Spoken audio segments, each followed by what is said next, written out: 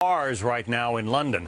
The man behind the massive leak of U.S. government secrets saying he will fight extradition to Sweden, where he faces sexual assault charges. Let's get right to Steve Centani. He's following this from the State Department. What's the latest, Steve? Well, we just had a State Department briefing, and P.J. Crowley said this matter is still under investigation by the U.S. government. But as it stands, this is a matter between Britain and Sweden because, of course, Britain made the arrest. Sweden leveled the charges. Now they're trying to extradite Julian Assange to Sweden. He's refused that, and he's behind bars as a result. Now, the State Department, of course, not too happy about the release of these documents by Julian Assange, especially since they're mostly diplomatic cables that originated in this building or in embassies around the world where U.S. diplomats work. And here's more response from P.J. Crowley just a few minutes ago. What we're investigating is a crime under U.S. law. The provision of 250,000 classified documents from someone inside the government to someone outside the government is a crime. We are investigating it, and as we've said, we will hold those responsible fully accountable. And P.J. went on to say that our position, the State Department's position and the U.S. government's position has been clear from the outset that this puts lives in danger, lives at risk, and U.S. interests at risk. We have asked Assange, he says, to return these documents, and he has refused. John? All right, Steve Centani at the State Department. Thank you, Steve. Well, here to talk more about Wikileaks and a whole bunch of issues happening in D.C. right now is Independent Senator Joe Lieberman of Connecticut. He's also chairman of the Homeland Security and Governmental Affairs Committee, and he sits on the Armed Services Committee, so he's a busy man, and we're glad to have you today, Senator. Thank you so much. Glad to be with you. Thank you. So Steve Centani just showed us a soundbite from P.J. Crowley talking about the fact that what Wikileaks has done is a crime under U.S. law. What do you think of the Justice Department's action so far not to charge Julian Assange with treason?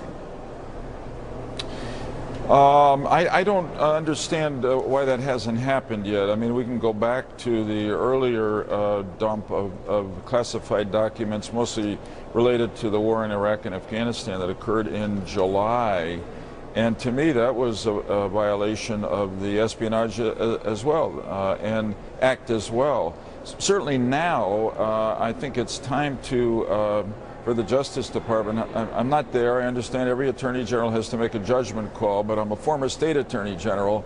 It sure looks to me on the facts that Mr. Assange and Wikileaks have violated America's Espionage Act with great negative consequences for us. He ought to be indicted, and then we can ask the authorities in England to extradite him here to the United States. If we don't do that, somebody else will come along and do exactly what Wikileaks has done, and that'll hurt America even more. So what do you think is going on? Why do you think that the Justice Department hasn't moved forward? Does it have something to do with politics? I don't think it has anything to do with politics. I sure hope not. I think there's probably an argument going on among the lawyers there about whether this is technically a violation of the act. But I mean, this guy essentially, first, there is a Private Manning, who we think is the source of most of this material, gave it, downloaded it, took it off classified websites of ours, gave it to WikiLeaks. He's being held in a military brig, and he's going to face a court-martial. So you start with a charge by the military that a crime was committed. It seems to me that the consequence, this is stolen material, stolen classified material that WikiLeaks got from people and then put out on the internet. I think it's the most serious violation of the Espionage Act in our history, in the consequences globally that have occurred. So I hope we're soon going to hear from the Attorney General that Mr. Assange is under indictment and that he comes before an American court. Speaking of the seriousness of Julian Assange has written an editorial that points out or characterizes his organization as an underdog in the media world. And he's saying that he's a journalist and he's just providing information out there for the world's citizens to see. He mentions that organizations like the New York Times have published his information, which you're classifying as state secrets. So are other media outlets that have posted what Wikileaks has put out there also culpable in this and could be charged with something?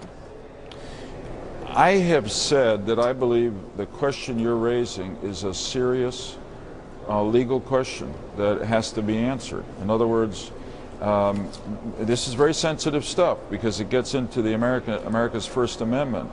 But if you go from the initial crime, Private Manning charged with a crime of stealing these classified documents, he gives them the WikiLeaks.